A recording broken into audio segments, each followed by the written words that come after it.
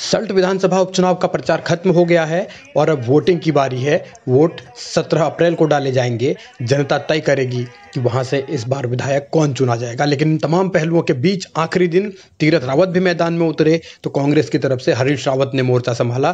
कांग्रेस के तमाम बड़े नेता सल्ट में मौजूद रहे। ये सियासत एक अलग तरीके की सियासत है, क्योंकि ये सिर्फ उपचुनाव का प्रचार का आखिरी दिन नहीं था, बल्कि यहाँ से एक बिसात 2022 के लिए भी बिछाई गई।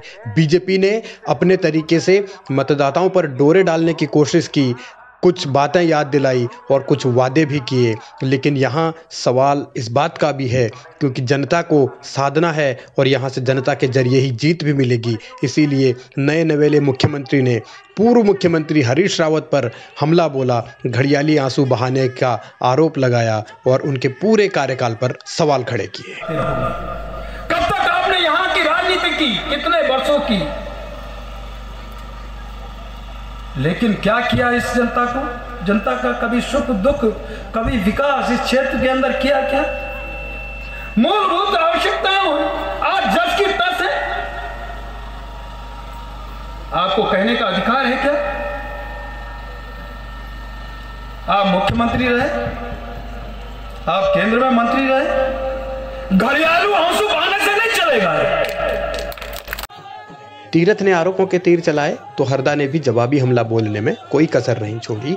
उन्होंने दिल्ली से लेकर उत्तराखंड तक की भारतीय जनता पार्टी की सरकार पर हमला बोला। 2016 में हुए दल बदल का जिक्र किया, उसके लिए बीजेपी को ही कसूरवार ठहराया, केंद्र सरकार पर निशाना साधा। और इन तमाम पहलुओं के बीच उन्होंने ये भी याद दिलाने की कोशिश की कि वो उत्तराखंड के हर तबके का कल्याण और विकास चाहते थे। इसके लिए उन्होंने पहाड़ और मैदान में जगह जगह काम भी किए। वही काम उन्होंने अपने बयान के जरिए गिनाने की कोशिश की, यानी याद भी दिलाया और इस बात का भी एहसास कराया कि अगर वो आगे तक रहते तो शायद और विकास कर पाते। हम न मैदान छोड़, न पहाड़ छोड़, न हम गांव छोड़, न गाड़ छोड़, न गाड़ गधर छोड़। एक बात बताओ, 14 साल प्रतीक्षा करी तुम, कल तुम्हारे मटुए बात कैसे मेरा पहले कल तुम्हारे झुमरे नहीं घात खणी, तुम्हारे चटिया खणी, तुम्हारे मर्चे खणी, तुम्हारे और चीजों खणी, तुम्हारी बकरा खणी, तुम्हारे घबरा खणी, तुम्हारे छोट छोट गुरु खणी। याद करो काम कर छो। कल सोचे थे तुम्हारे गधु लहे निकले, कल सोचे थे तुम्हारे पिमाओ नींबू लहे निकले, कल तुम्हारे मालटू बात ले सोचे। अरे हरीश रावत ये सब चीजों लीजिए सोचो, इन्होंने समर्थन मूल्य का धरो और बोनस नहीं।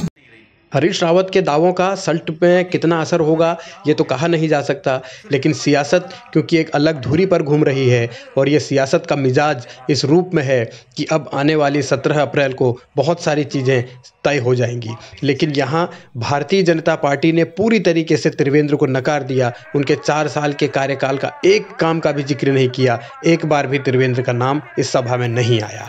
पूरी तरह से सहानुभूति की लहर है, जीना जी के काम हैं और मोदी जी का आशीर्वाद है। सारे लोगों ने अपने दिल में यह संकल्प ले लिया है कि इस सीट को हर हालत में हम पुनः भारतीय जनता पार्टी को देंगे। और अजय भट्ट ने सहानुभूति के सहारे जीत का दम भरा तो तीरथ रावत ने भी पिछले मुख्यमंत्री यानी कि त्रिवेंद्र रावत के एक भी काम का जिक्र नहीं किया। यानी उन्हें भी लगता है कि त्रिवेंद्र रावत ने 4 साल में ऐसा कुछ किया ही नहीं जिसके सहारे सल्ट की जनता बीजेपी को वोट दे दे।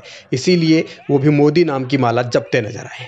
और प्रधानमंत्री मोदी जी जिस देश का नेतृत्व कर रहे हो, 130 करोड़ आबादी की जनता का जो नेतृत्व कर रहे हो और जिनके मन में एक ही पीड़ा हो कि कैसे माता बहनों के दर्द को दूर किया जाए, उस पीड़ा को यदि कोई जानता है तो प्रधानमंत्री मोदी जी जानते हैं। और जिसके कारण पूरा देश नहीं तो दुनिया आज मोदी मोदी चिल्लाती है। बीजेपी अपनी धुन में है तो हरीश रावत ने सल्ट में अपने बयान से कांग्रेस के उन तमाम नेताओं में खलबली मचा दी जो मुख्यमंत्री बनने का सपना देख रहे हैं। हरीश रावत ने साफ किया कि अगर कांग्रेस आई तो सीएम तो वही हर हाल में बनेंगे।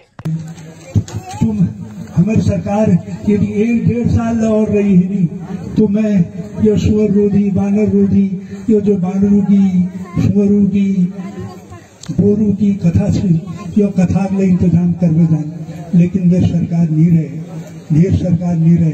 फिर लाओ ने गंगा के, फिर लाओ ने कांग्रेस के, फिर लाओ ने कांग्रेस के, और मैं देख लूं कशी नहीं हूं, मैं देख लूं कशी नहीं हूं। फिर करूं, फिर करूं, फिर करूं, फिर जो नंतिन आज निराश है, वहां उपनल में बैठे, भूख बैठे, जिंदगी हथेली में धर में बैठे। मैं जानू न कशी मर में जोन है वे, मैं जानू ये कोरोना में क्या हालत है जहारी करे, क्या हालत है जहारी करे। और वो हालत में वो अपनी जिंदगी दिन पा ले रही, मुंह नम देना है बहुरी रे, ये सब करना मजा आई। केवल एक काम कर दियो, कांग्रेस में ले दियो, और बकाई काम मैं करूं। शायद याके लीजिए जोन है होगी, शायद याके लीजिए जोन है होगी।